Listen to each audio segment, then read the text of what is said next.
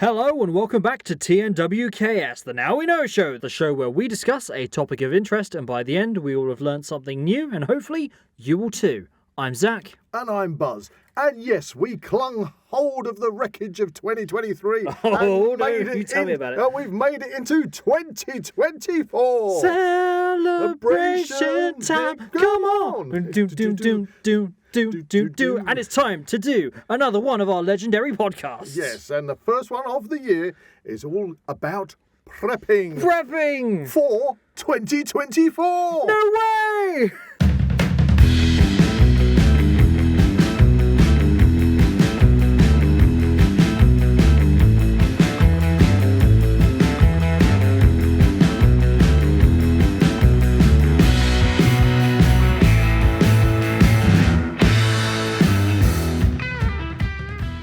If you enjoy the Now We Know Show podcast, support Zak Wylde Productions on Patreon or join our members on YouTube for early access, ad-free content and exclusive episodes. It's great to be back in the Dungeon Studios. It is. It's we're wiping off the dust off the walls, clearing away the cobwebs. Got rid of all the party poppers and the leftover mince pies. Oh, do you remember that? That was hilarious. The mince pies, can we ever forget? Don't get me started. No. I think I'll need the rest of the year to kind of face another mince pie, to be honest with you. Anyway, before we start, it's that time in our first episode of the year for Weird and Wonderful. So for this Weird and Wonderful story, I have brought in one. You have brought in one, Zach. Yes, I have. Okay, so what's the Weird and Wonderful story that I brought in? I have no idea. That's what I'm going to tell you now. Let's start 2024 with a good one. Okie dokie. So this is the headline. Okay. Camera catches mouse-proud rodent tidying man shed. Ooh, I may have heard about this, but for those listeners out there across the world... Here it is. So a Welsh tidy mouse has been sneaking into 75-year-old Rodney Holbrook's shed in Powells every night since early October and tidying it. Is this the chap in Wales? It is in Wales. So he lives in Bullith Wells, which is 60 miles north of Cardiff. And so this mouse, I actually saw the video to this, and it's a really good one to start on if you want my opinion, because if you haven't seen the video, so if you're listening to us around the world, which you surely are, you can probably... I've got the stats to prove it. Okay, you can probably go onto YouTube or whatever and find this tidy mouse. Yeah, this mouse that's tidying up this guy's shed. It's quite hilarious because he's like left his shed in the evening. Left a night vision camera there because every time he came... The thing is, let's take it back to the beginning. He didn't know what was happening. No, that was the thing, and he then investigated because he was leaving things his shed. Kept appearing in weird places. So one of the examples was he was leaving seeds out for the birds, and then he kept finding it in his shoes. That's right. I think a lot of nuts went missing, and then in a drawer he found one of his slippers filled up with nuts. That's very much the case. And further to that, he's found screwdrivers and bits of like wire and fencing all moved and tidied up. Yeah, but the thing is not just moved, as you say. Tidied up is the point, because he had a box on his worktop. Yeah. And the mouse was actually taking stuff and filling the box up. So he was basically clearing the worktop of stuff that he'd left out and tidying it all into a box. Yeah. Which is, when you see the video... Do the mice eat nuts? Oh gosh, yes, they do. So they're basically storing it somewhere, I think to solve the magical conundrum of the tidying mouse, I think basically what it was doing is it was hiding nuts in this box and then covering it with all the other stuff. So it looked like his bench had been tidied, but what it's doing is it's literally just hiding the food stores that it squirreled away. As a moused away. To bring this onto the topic of the podcast, could we consider this mouse a prepper? Definitely. That's a good point. That's a good little segue into that. Segue straight into that, yes. This is the prepping mouse. I never really thought of it. Animals. Like proof. They prep. Yes. And we're humans, and we're meant to be far more advanced than animals. And so therefore, if you're not a prepper, you're not as clever as a mouse. Oof. Is that what we're saying? I don't know. Well, we're saying a mouse has intelligence is the thing. Well, it's obviously got its... priorities right. Priorities right. It's making sure it's got a food store to get it through the winter months. So, let's talk about prepping for 2024. Well, I mean, we're a couple of days in. We've survived so far, and it has been a tumultuous time, hasn't it? Yeah, and we're going to cover a few of these things that have been happening recently. But first of all, what I want to start off it's a positive thing. You see, I don't want to start off saying that we're talking about prepping for 2024 as if we're prepping for disaster and doom. Yeah. I mean, if the last few days have been anything to go by. What, weather-wise, you mean? Yeah, weather-wise, very much so. Yeah, around the UK. All around the world. Around the world, yeah. In Japan, you had all those earthquakes and things. Yeah, and the tsunami that And the plane crashes. Plane crashes and things. So, I'd rather take more positive spin on it, Zach. I want to. I really, really want to. So I want to say, rather than looking at it that you're prepping for disaster, we are prepping with a mind to prevent disaster. Okay. Now, of course, disasters can be out of our hands, but we can do a lot. Well, that's why we prep. Yeah. But we can do a lot of things to lessen the impact. That's a good way of putting it. Yeah. So, I mean, one of the things that for 2024 that I think everybody's going to have to take on board are these extreme weather events, because they are literally hitting everybody everywhere. Yeah, more frequently. The amount of floods that we've had, even in our own region. Yeah, in Bedford. I mean, we travelled up to Bedford a couple of days ago, and the rain had stopped, but the water from the Great Ouse was just cascading into the park and everywhere, just flooding the outlying fields. Swans just like swimming across the field. It's kind of a weird sight. Yeah, and it's getting worse. It's getting worse, and I've got some little stats which I picked up today. You just bear with me for a second. So we have a situation where temperatures. So if you look at pre-industrial temperatures, we are now 1.48% hotter than pre-industrial temperatures. Okay, and that's what's creating this issue. And the global average air temperature has smashed all records year on year. Well, that points towards crazy on top of that, statistics. sea surface temperatures have increased, breaking all previous records. Yeah. And 2024 is expected to be the hottest year on record from pre-industrial temperatures. So we are heading in that global warming direction that we're being warned so much about very rapidly. Now, before the festive season back in 2023. So long yesterday. So long ago. They had the COPs meeting out in... COP23. That's right. Yeah. COP23, yeah, funny enough, it's COP23. It's the climate conference, It's the climate conference. Getting all the world's nations together to try and hammer out agreements to try and fight against this. And they announced this kind of never-before agreement across the board that all countries would try and cut down on fossil fuels in order to combat global warming. Yeah. But it has to still be pointed out that the point that was signed, 80% of the world's power comes from fossil fuels. Yeah. So I see the problem here. Yeah, the problem is agreeing to it is one thing, doing something about it is another, and that doing having an effect in the immediate future. Yeah, and I mean, not every country on the planet actually attended. No. So you've got... Did China go? I'm not sure if they did or not. Well, I think Russia certainly didn't. Yeah, I'm sure India did. But the problem you have, I mean, is places like India, the big industrial countries are actually increasing their fossil fuel output. They're building more fossil fuel burning power stations. And I mean, have you seen some of those videos of literally mountains of crap and rubbish being burned? Oh yeah, using constantly. That as fuel. Well, that's one of my big hoo-has. I'm going slightly off tangent here, where people love to eat tofu. Oh dear. Yeah, which is a derivative of soya. Yeah. And I think it was last year, I watched a documentary and I followed up with a bit of investigations, just double check and made sure that all the facts were credible. And out in the Far East, where they're literally cutting down rainforests to plant soya plantations, they're taking the soya and the tofu is kind of boiled up boiled up to make the tofu. And in the past, they used to have these kind of like industrial. It's done quite sort of rurally. It's not like in a huge industrial place. There's lots of rural ovens that are boiling this stuff up, and they used to use wood. So the wood was being cut down from the rainforests to make the tofu. Which is touted as being like a healthy thing. option. Get away from eating meat. That's it. Type of thing. Your vegans and things will live off that stuff probably.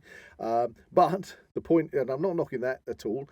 It's good to have a healthy lifestyle but know where your stuff comes from. Know where your stuff comes from, because what they're doing is they've stopped using timber as a fuel because it's too expensive.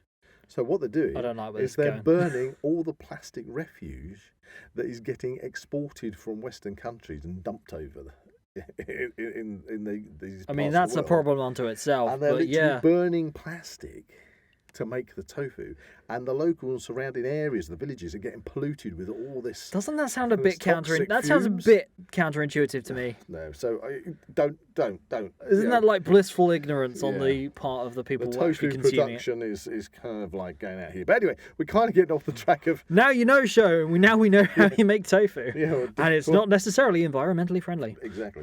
So anyway, we're talking about prepping, but in a positive way. Yes, positive. That's what we want. And one of the other things that was announced last year, because we're in the UK and is going to be happening this year, it's already in the throes. In the motions.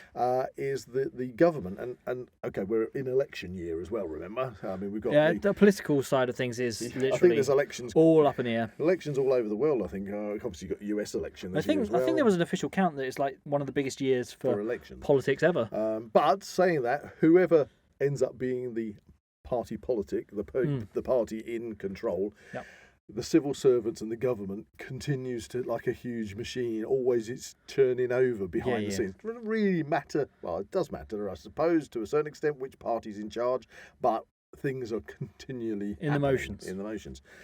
So the government, let's just use the term the government, even if it changes, have started a new initiative called the Resilience Academy, which they are launching in 2024, and it is meant to be bringing, because of all these issues that obviously we've gone through a pandemic and learned lots of lessons from that. We're getting hit by these extreme weather phenomena, so we're getting all this heavy flooding, wildfires. And in the summertime we're getting all these wildfires that we used to get them sporadically, occasionally, but now we're getting them every year. Villages in Kent that have gone up in smoke and places like that. Yeah. So and not only that, the whole of Europe. We've talked about this in previous podcasts. Yeah, okay, so these events are getting worse and worse, and so the government have created this new initiative called the Resilience Academy, which is meant to bring everybody together. And when I say everybody together, that's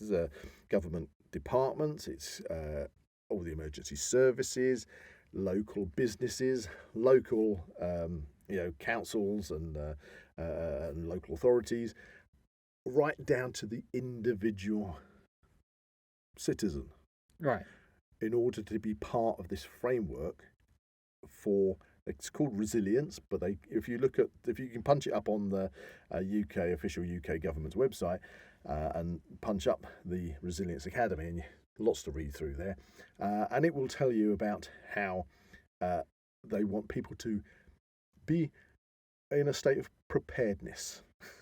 They like avoiding the word prepping, but they will use the word preparedness, and to be prepared, or to be ready for something, and to be resilient. Okay, that's the way it's the resilient. Oh, I see what you're getting at. Rather than being, the Preparedness Academy. Yeah, I think that's too close for them to call it that, because it's too close to prepping. And obviously, that obviously has lots of connotations that are not necessarily deemed from the public as all being good. Yeah. And it all boils down to that idea of the doomsday prepper thing. The doomsday prepper. And we've already talked about that, and that is not I think the doomsday prepper is a thing, but I think that it's getting old. That's an extreme. Now. That's an extreme. It's getting old hat, and people I think their views are starting to change, and there's a lot of people out there. I mean, I've got family, friends, I've got family that when I talk to them, and they all say, Uncle Buzz, it's when the zombie apocalypse happens, you'll be all right. I mean, yes, we will. But that's one of the things about prepping, if you like, because if you prep for realistic events, instead of like ones that are popularized by the examples are always going to be movies and things. So zombie apocalypse, massive viral epidemic. Well, we had COVID. We had COVID. We'll cover that bit as well in this podcast, but but not too much because everybody's bored of it. But an asteroid striking the Earth, these everybody loves massive disaster scenarios. But for somebody living in a small village that is suddenly being flooded out. Yeah, that is just as big a disaster. Yeah. And it's localized, and it's there. It's their home that's being destroyed. Yeah, and so what I want to talk about is the kind of preparedness, the prepping you can do, which is positive, that everybody should do. But not because you're worried, and you shouldn't be going to bed thinking I can't sleep at night because I'm worried about some kind of disaster happening. But the opposite really is you go to bed thinking I'm prepared and happy and I feel content, reassured and relaxed. Yeah. Because I've taken steps towards making any kind of situation that much easier for myself and my family. Yeah. So rather than it being some stupid doomsday prepper approach, it's what can we do on an everyday scale to make life sensibly, easy for ourselves? Mm-hmm. So, coming back to these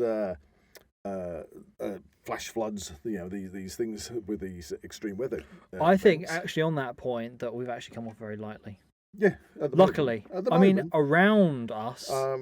There's been very high flooding. You're physically talking about us. Yeah, us. Right, where we are, because we live by a river. We do. We have been flooded before. Our property borders a river, and we are officially on a floodplain. Yeah. And they are doing a lot more building in our area, which I'm not happy about.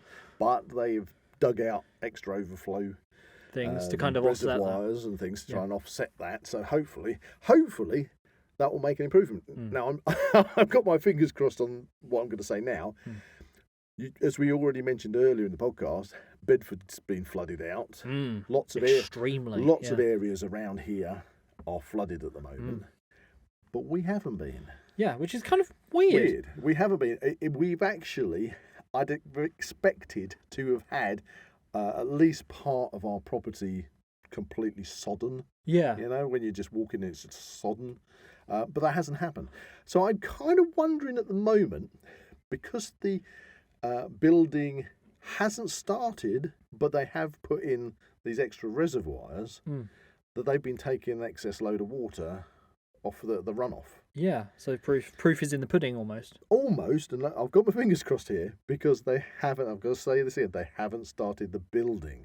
Once we've got the extra housing locally built... Is the offset, and then you've got the road surfaces, all those roofs, the land is then missing that the water would have soaked into before. Yeah. Are we then going to feel the impact? Effects? Yeah, exactly. So that's keep the electrics off the ground, is what I say. Well, there you go. You've just come up with a simple bit of prepping. So, if you're in a situation where you have been flooded out, or you've decided to put an outbuilding in your garden or somewhere, something like that, or just rejig your garage. Make sure the sockets are raised off the floor. That's a simple bit of prepping. Hey, huzzah! Then, if you get flooded, you just go, "Hey, okay, I'm not happy I've been flooded, but the point is, my electrics aren't all full." Well, I think I can rewire a plug, which is quite cool. There we go. They should teach people to do that all the time. Anyway, and basic health and safety, not health and safety, first aid would be good. That and changing washers on taps. I learned that at Scouts. Probably one of the last actual useful things I learned. There you go, Scouts. They're all preppers, you see. Well, I'm not sure about now, but well, let's not. Now it's just lots of ball games. Let's not knock the Scout Association. Oh no way! It's amazing. In the UK, it's probably one of the last kind of societies that allows you a little bit contact. But I mean, the regulations and things you can't really have up so much, especially can't have kids running around with penknives. Well, back in my day, I was allowed to walk around with a big sheath knife. So and good times. Good times. Anyway, so practical prepping on a positive note for your household. Okay. Always have an EDC. We've done an EDC. If you podcast. haven't listened to that podcast, go and take a look. Just an everyday carry. Make sure you got that around with you. Then we have the next stage up, which I would say would be the grab bag, but not as high as the bob. Okay. So, these are terms that I'm familiar with, but obviously listeners. So a grab so bag much. is self-explanatory. It's a bag you grab and run. Okay, and that is something that if you're in a flood zone. Is that like bugging out? No, because you see, a grab bag would be, for instance, say you were in a zone where, everybody can be affected by something. Others. Obviously, it's a sliding scale, so they can be affected less. So, obviously, if you're in low-lying land near a river, higher probability, like over in Gloucestershire, Tewkesbury got flooded out again. Yeah. York's been flooded out. So, if you're in those kind of places, you know that you are going to be affected probably by flooding. Yeah. And not volcanoes. But if you live in, say, Sheffield, and you're up on the top of Hillsborough or somewhere where it's a high place, you can say, well, I'm never going to get flooded out, that's fine. But it doesn't mean you might not get affected by fire, a wildfire or something. Off the moors severe wind. Or wind damage if there was a storm coming in, things like that. So a grab bag is a bag that you've got ready. So if suddenly the emergency services say, for whatever reason, and it could be something like, if heaven forbid, if there was a terrorist attack and they wanted to clear an area and evacuate people quickly, or a gas leak, something like that, gas leak, power outages, I don't know, but you need to leave the house. Yeah, you want to be able to say, I can grab that bag. If I'm going to end up in a community centre somewhere, I've got that bag and it's got clothes in, it's got some snacks in, it's got some bottles of water, it's got phone charger, it's got all those sort of things that I'm going to need. Most importantly, and this is the one thing that you should always have prepped, without a shadow of a doubt, if you live in so whether you rent a property or you've got a mortgage or you've paid your mortgage off and you own a property, wherever you are, you've got things such as your driving licence, passport, home insurance certifications. You've got things like tax paperwork for tax, life insurance, loads of different very official bits of paperwork that if that went up in smoke or got flooded like deeds to a out, property and things like that. Deeds to a property, so if all that paperwork went up in smoke, your birth certificates, your marriage certificates, like your degree certificates and things, your qualifications, all that stuff, if that went up in smoke or got flooded and destroyed, very, very official documents. You are just adding to the trauma of that disaster. Yeah. One thing is to say, okay, the house has been damaged. I've got to get onto the insurance company. Thankfully, I've got my insurance papers. I've got to go onto the insurance company. They're going to instruct a loss adjuster to come around, get a builder involved and get the property sorted. But if you've actually lost all that vital your official documentation proving that actually that is your property and that is your stuff. Even the number that you probably think, I've got house insurance, but who do I ring? I don't know. It's going to save a lot of hassle if you get that paperwork, get it into a dry bag folder. Okay, you can pick them up dirt cheap, so it's like a Ziploc bag that is waterproof. First stage, and put it into also a fireproof box. You can get. Are we talking like a safe? You can get. If you want to go full safe, you can go full safe. If you want to go for, you can clues in the name there. If you want to go for just a fireproof, you can get like cash boxes, things like that. Oh yeah, much smaller, but you can get them and they're fireproof. Yeah. So you get something that is a small fireproof cash box will easily take your passports, driving license, things like that. But the more paperwork you got, the bigger the box you want. But you want to have that fireproof, and so in the event of a quick, you've got to get out of here. Yeah. You've got your grab bag. Like to such an extreme, you've got your grab bag and you've got that and documentation. You know exactly where you can go for that. The documentation, you don't want to keep it with your grab bag. No. You want to, ideally, whatever documentation you have, you want that in a safe, secure location. Only you know where it is, not stuck in a cardboard box in the bottom of your wardrobe. Because obviously just in everyday life, we live in everyday life, you could get burglaries.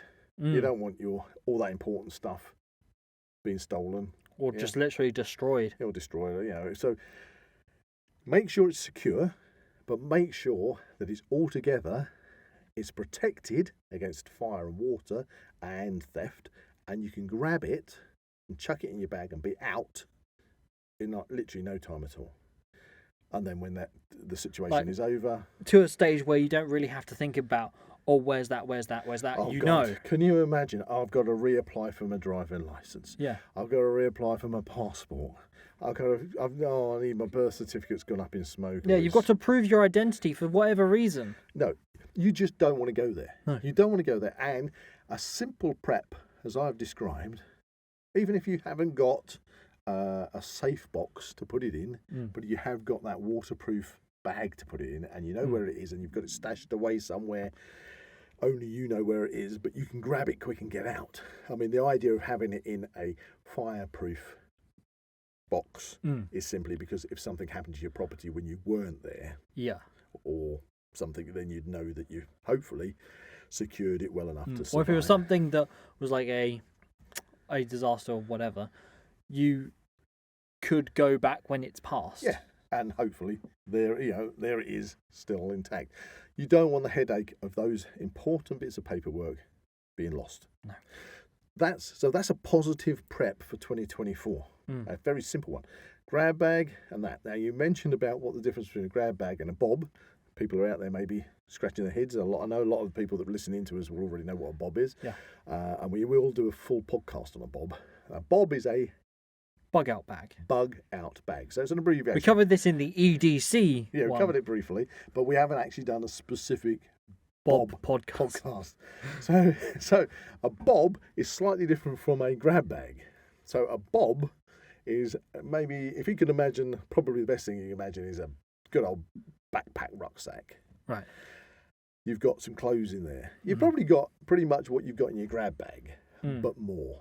Right. You've got more, because in there you've got sleep system. Okay, that's what the old bushcrafters like to say. What's your sleep system? Okay, so that I've got the, what's it, Pro X 5444. Yeah, exactly. I. So that's and that could be anything from a micro air mattress to a rolled sleeping mat, to including a bivvy bag, a lightweight sleeping bag, simple blanket, a tarp to make a cover out of. Or it could be one of those ones where it's like a sleeping bag but a suit.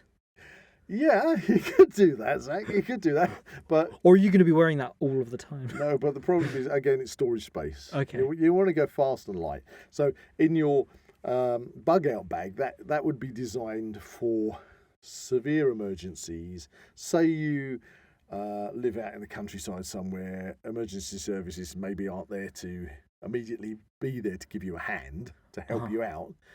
You suddenly find yourself in a situation where that flood's coming in. Oh no, the flood is coming in. I'm reenacting the scene. Reenact it. Okay, what am I going to do? You've already worked out escape routes, etc. You know that you can't go down the road because the ford down the road, the ford being where the river crosses the road, is electrical wire things have fallen over. They're blocking the exit route. But nearby there's some right high ground you can get to. If you get to that high ground, then I'm safe. Safe. But it's pouring with rain. It's dark. It's cold. Yeah. Yeah. Now, having a grab bag is fine, but the grab bag that's designed to take you to the community centre. That's designed to go with you while the emergency services are helping you get to a place of safety. Yeah. But if you don't have it's not your full gear, is it? No. So what you need is to be able to say, okay, I can get myself out of here and my family if needs be. Yeah. Get them to a safe location, and whether it's pouring with rain, snowing, blisteringly hot, or whatever, you've got shelter and you've got comfort, you've got bedding, and so it's the full package. Okay.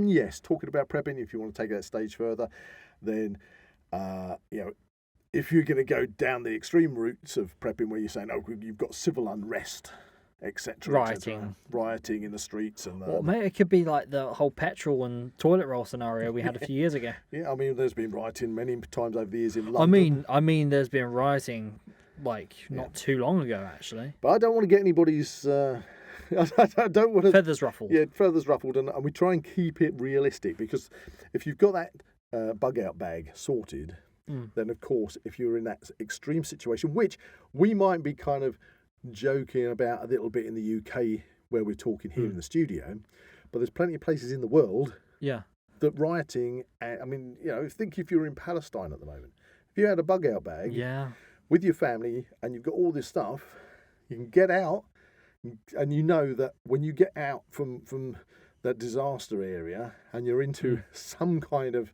safe zone, that you've got bedding and stuff with you. Yeah, you're not all huddled together, shivering and relying stuff. on supposedly the supplies that aren't coming in. Yeah, so exactly. it's not madness to discuss these subjects.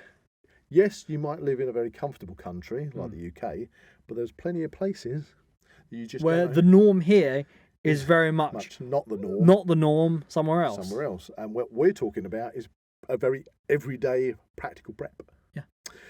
But I'm trying to put a spin on it for countries like the UK, places. So you might want a bug out bag for simply that occasion, where you need to be able to take control of the situation for yourself or your family, and everybody is comfortable and protected from the elements until such a time as the emergency is over. Yeah. So when it comes to the bug out bag, are we going to do a separate podcast? Yeah, exploring what is actually going to go in. Yeah, I think that would be a good one, because a lot of people do ask, and a lot of people do have different things that they have in their bug out maybe we bags. could bring somebody in for that. Yeah, I think might get Chaz, if he's listening out there. It would be nice to get you in for a bug out bag one. But anyway, prepping for 2024. So yes, we have extreme weather conditions coming. We should have at least a grab bag in place, and our household documentation safe and secure. Makes sense, doesn't it? It does. Okay, and it's not being, disaster zone mentality. There's not that kind of. It's not that paranoia, is it? Yeah, that's the thing. A lot of people who don't prep think that preppers is automatically paranoia. That paranoia. Yeah. Whereas we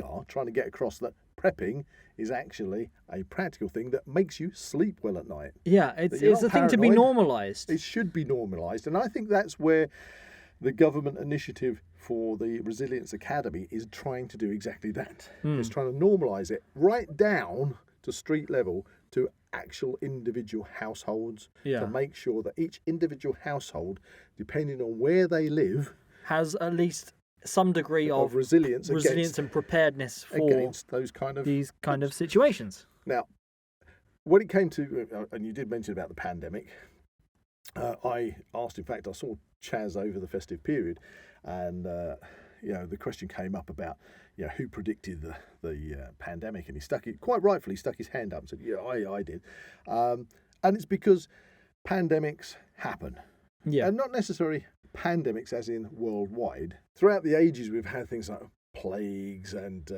infections and famines, and it can be very localized to where you are, what country you're in, what the weather, back to the weather conditions, what the weather conditions are doing, whether crops have failed, whether what it's war torn or whatever. Yeah. Well, a good example of that, even to the degree of as being a food source, they've had lots of bird flu stuff going. Oh yeah, we've got that. So when it comes especially in this part of the country. So when it comes to talking briefly about the pandemic situation, it's something that was inevitably going to happen at some point. Yeah. But nobody really paid that much attention to it. So when the pandemic did happen, and the lockdown happened, we weren't running to the shop to buy toilet roll and pasta. No. We already had. But it was like it was an almost kind of It was a weird situation to be in. It was a weird situation, a weird feeling. Yeah. And but people were doing that. Like, we went to once it sort of calmed down a little bit. Yeah. And I've got photographs. I thought it was very important to photograph the period during the pandemic. And they're very poignant. Yeah.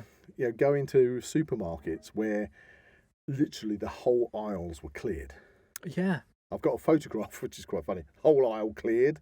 Yeah. It's quite a sad photograph, if I recall, which has got just an old chap with his walking stick and an empty basket going down the aisle. Yeah. You can imagine that. Yeah. On the lighter side, the vegan area was still stuffed full of food. Poor guy. Poor guy. But no, I kid you not. It was like went past this little section of vegan food, and it was loads. Everything else was wiped out. Don't know what that says exactly, but there you go. It's all that tofu again, It's all isn't the it? tofu again. But I took photographs of when all the tills were literally surrounded by perspex. Yeah. Some of them have still got it.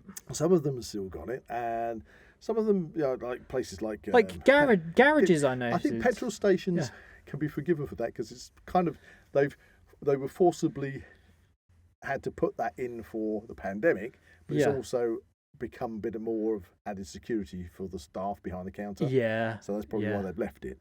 I mean, banks already had it. Yeah, banks already had it. But places like, I remember Morrison's, our local Morrison's, it just had these huge plastic booths around everything, which are all gone now. They've all gone. They're gone. But I've got photographs, and the thing is, with the pandemic, it will happen again. Yeah. So what I've got to say is, be positive, okay? If you got caught out in the past, you don't need to get caught out in the future. And you're lucky that wasn't. I'm not saying it wasn't bad, but it could have been a lot worse. I mean, obviously, thousands of people did lose their lives. The pandemic affected people in different ways because a lot of it, I think, was, again, don't quote me on this exactly, but I think a lot came down to genetics with the type of strain of COVID that people got. Right. Some people were really badly affected. It was shutting down. More susceptible. Yeah, it was shutting down their internal organs and their own immune system were attacking themselves. Other people, like us, didn't touch us at all. No.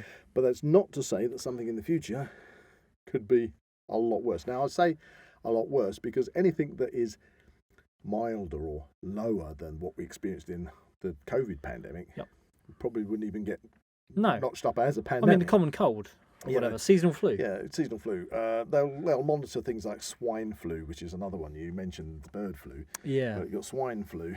And when another pandemic hits, which it inevitably will, it will be severe. Might be on the same level as COVID, but it could be a lot worse. Yeah. And so if it was a lot worse, what's going to happen is maybe those skeptics won't be so skeptical. If you had a worse scenario, you're going to get locked down. Yeah. And you're going to get martial law. You're going to get locked down hard. Hard. Especially after last time, you're going to get locked down hard. So it's better to be comfortable and to be prepped for these things. Yeah. But it doesn't mean paranoia. That's the point. No, we don't want these things to happen. No, and I think that's the thing. I think that's the whole point of, and again, harking on about the Resilience Academy, but it's, as a prepper, it's nice to see that your own government is paying attention and taking notice and trying to bring it to the individual people, the individual citizens, and say, it's not a bad thing if you actually think ahead. Entry-level prepping. There are countries out there around the world that actually do tell their citizens to make sure that they have a good idea, supplies, etc. And of course, if you live in places like in the States and you live in I think it's Oklahoma. Is it Oklahoma where you get a lot of the tornadoes? Not tornadoes, twisters. They are tornadoes. Tornadoes? Yeah, tornadoes. Yeah, maybe I'm thinking hurricanes as the other one. Yeah, tornadoes. So you get they dive down into their underground bunkers, don't they? Yeah. To avoid the tornadoes. Oh, I mean, underground bunkers and things are very popular over in the States. Yeah, I mean, that's something we can't have because we live on a floodplain. Damn. I'd have snorkels or some breathing equipment. Well, maybe we'll have to have some, like... Or a hot air balloon might be better. What about radioactive waste so we can evolve gills?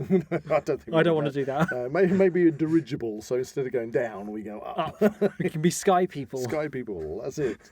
It'd be a whole new sort of thing instead of water world. It'd be sky world. There you go. Isn't that just mortal engines? Kind of. They do go up in the sky. Yeah, they do a bit. But then they have like London on wheels. London on wheels, which is quite funny. The movie. The movie. But yeah, so huzzah. So is this Resilience Academy thing? Is it a lot like the stay in? What's the stay in one we did?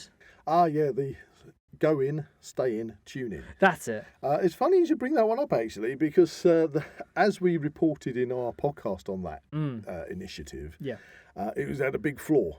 Yeah, It had a that big was very flaw much the because case. it was telling you it doesn't matter where your kids are. So if your kids at school, leave the kids because they're going to get looked after. By who? Exactly.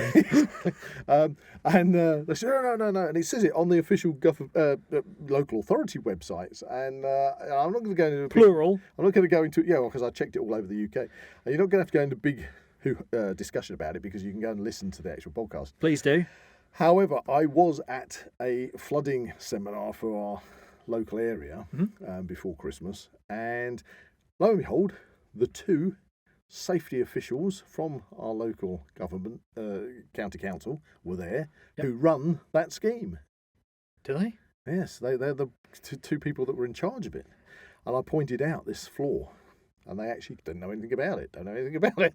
So That's handy. while I was sitting there at the table and somebody was giving a lecture about flooding, I punched it up on my phone and passed it to them.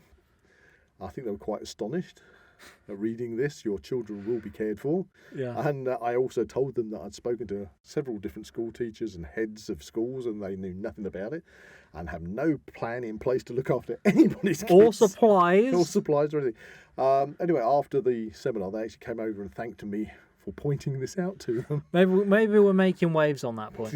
So hopefully somebody's had a word Please, with we somebody. would love to know the official plan, other than just saying it's a plan and not having anything. Not having a plan. It's a plan just to make the general public feel like there's a plan. Yeah. It's kind of like... Or maybe they're just going to say that we're looking into it too deeply. Maybe it's kind of like about 1/12 of a plan. That's barely an idea. Or kind of a Guardians of the Galaxy reference there. We could get film referencing. Oh, yeah. Anyway, so as far as I'm aware, at this present moment of recording, the Resilience Academy website has not been gone active. But as I say, I have been keeping my eye on the gov.org website, which gives you all the information about what they're trying to do. It's not a bad idea because, as I say, bringing all these different people together in order that there is a framework in place to help people to be prepared for emergencies, whether it be a localised emergency or a national emergency, right across the scale. There are volunteer organisations already out there that deal with helping out with flooding and fires and things, and it's a case of bringing all these together and bringing the general public together. As I say, when I was at this flood meeting, there were members of the general public there that, because they live in a flood zone, as soon as it starts raining, they take photographs like every hour, because they're retired, of how the water's rising and send them in to their local flood alert initiative, so that the local or the emergency services, should I say, are made aware of what's happening in local areas because people are there on the ground.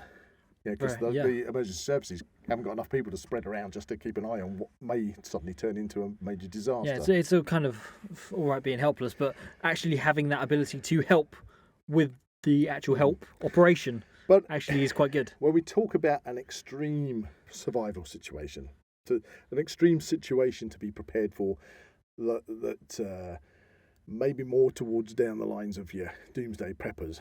The doomsday preppers, I think there's kind of like two different types of people out there. The preppers that are practical preppers like us, I like to call us practical preppers. And there's preppers that very much keep themselves to themselves. Yeah, for fear. Well, that's that paranoia, isn't it? The paranoia that anybody's going to find out about them. And then there's others that want a community group. Yeah. That they can club ones that band together, help each other, and to protect themselves against other people. Not Mad Max style, though. Not Mad Max style. Well, give it 10 years, 20 years. Mad Max has been ruined for me because rather than everybody driving around in like gigantic diesel-driven muscle cars, they'll all be chasing each other in electric scooters. And they're saying, "Excuse me, I've got to wait for my solar panel to charge up. Can I charge this, please?" Oh no! I am the road warrior. I am the pavement warrior. with my electric scooter. My body is plastic.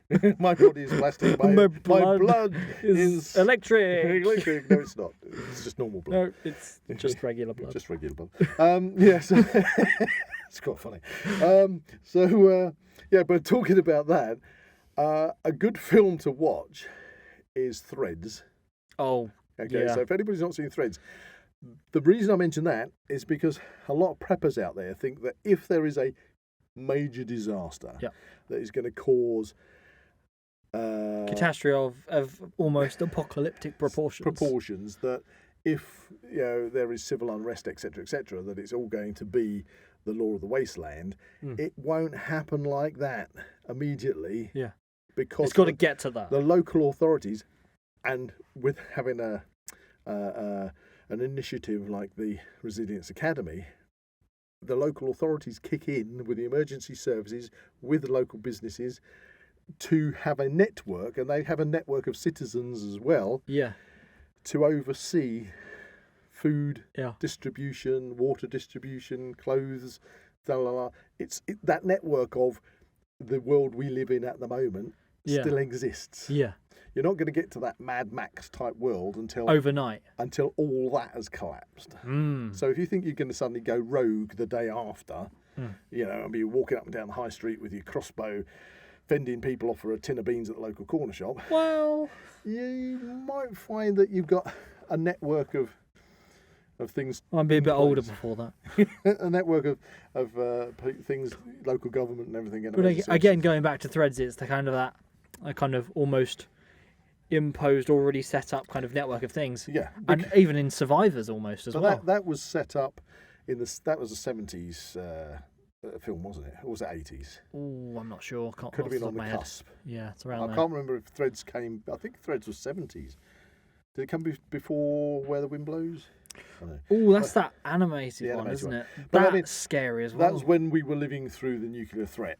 Yeah. Which we kind of had thrown in our faces recently with Putin, although that the threat level feels as if it's sort of gone off a little bit. Or is that a false sense of security? False sense of security. Maybe that's why the government... it's one of those things. Oh, maybe that's why the government is starting this resilience... 84. 84. The Resilience That was Academy, Threads. you see. That was Threads. The Resilience Academy. It's the government, you see. They know stuff. They're getting us ready. But when it all goes... It's like you can't help it, can you? That's where the thinking starts to break up and all the doubt starts coming in people's minds. But anyway, in that movie... it was very realistic, and it showed that network. And I always remember the guys in the bunker at the local council offices. Yeah. And they didn't come out very well on it, did they? No. I don't think anyone came out well in that movie. It kind of jumped. Nobody did. To be fair, if you ever ask me what is my favourite horror movie, or my scariest horror movie, Threads is the scariest movie I have ever seen. I would say... but it's not a horror movie. It's not a horror. It was never touted as a horror movie. It's meant to be a representation of reality of what could happen. Yeah, and it is more horrific than a horror movie. Than a horror movie. So you've got that situation where those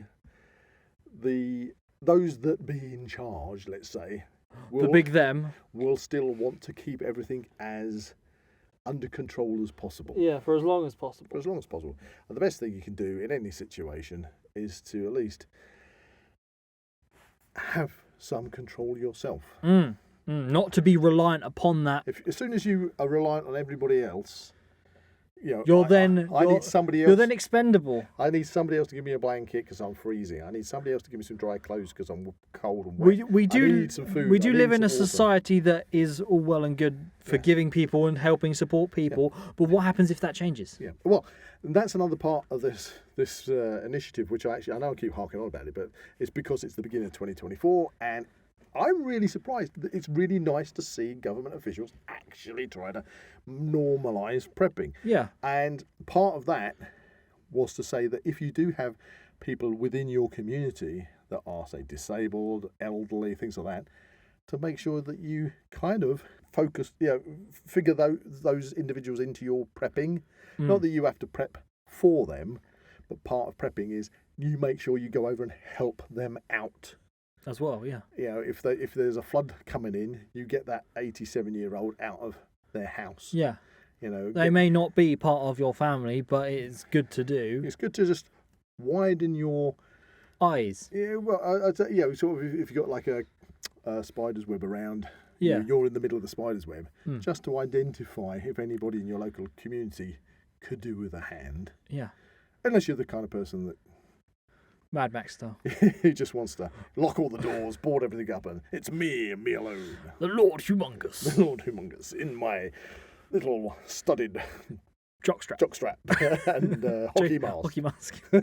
Oh, great movie. Anyway, so there you go. So 2024, there is a lot to be prepping for. I think the main thing that we're going to probably come up against are the extreme weather conditions, Yes. fluctuations. In the summer, it's going to get hot.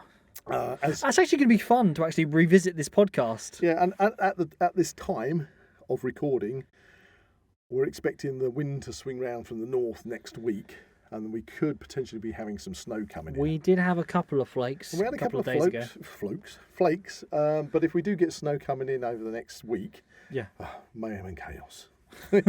Mayhem and chaos. It's going to happen. It's people. I know people moan about the old folk who say, "Oh, it used to be 6 foot deep when I was still going to school in my lace-up shoes," you know. And I'm one of those people now, you know.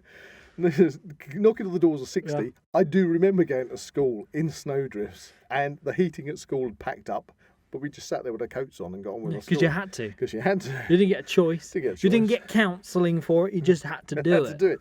And the teachers all went into school. Yeah. There was many that could walk there. I mean, okay, these days teachers drive in and they might live way out of the area and things like that.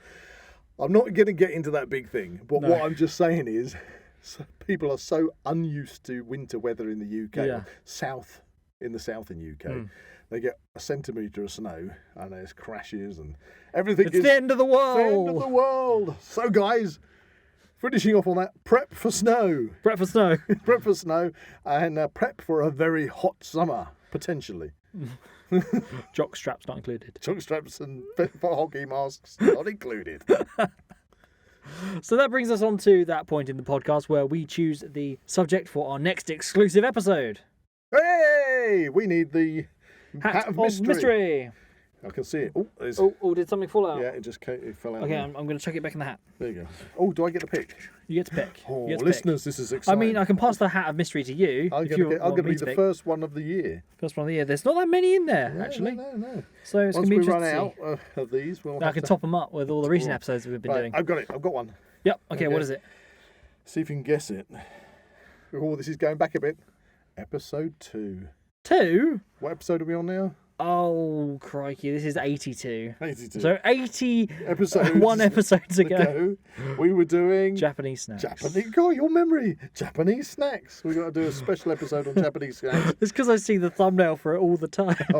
We've got to do a little I'm editing special, all these, yeah. little special for. I think we pulled out Japanese snacks too as well. Yeah. Not too long ago. Oh right. Okay then. So anyway, that's for the. Subject for our next exclusive episode, which we'll be recording subsequently. That will be available for our patrons and YouTube members. Yay! Anyway, it's been a fun start. We got lots of other things, subjects lined up for 2024. Oh yeah, we are stacked with subjects. Yeah, we've got Loads of things to look forward more to. cryptozoology. We've got model train enthusiasts. Yeah, we've got fun, frolics, and all sorts of interesting things. Yeah, we want to learn about new things across the board. Yeah, it's the New Year's resolution. Exactly. The Now We Know show. Exactly. So hopefully you've taken something from this particular episode. All the best to you. Happy New Year, everybody. Make the most of 2024. It's going to be a good one. If you enjoyed this podcast, please like and subscribe to this channel and comment below any suggestions of topics or activities you'd like to listen to in future episodes. That's a big, resilient goodbye from Zach. And that's a big, I'm prepped, goodbye from Buzz. Goodbye. Fear the Lord Humongous. You can find the Now We Know Show podcast on YouTube, Spotify, Amazon Music, and Apple Podcasts. Keep up to date with everything ZWP on Facebook and Instagram, or visit the Zak Wylde Productions website at www.zakwyldeproductions.com. And remember to join us on Patreon or become a YouTube member for early access content and exclusive episodes.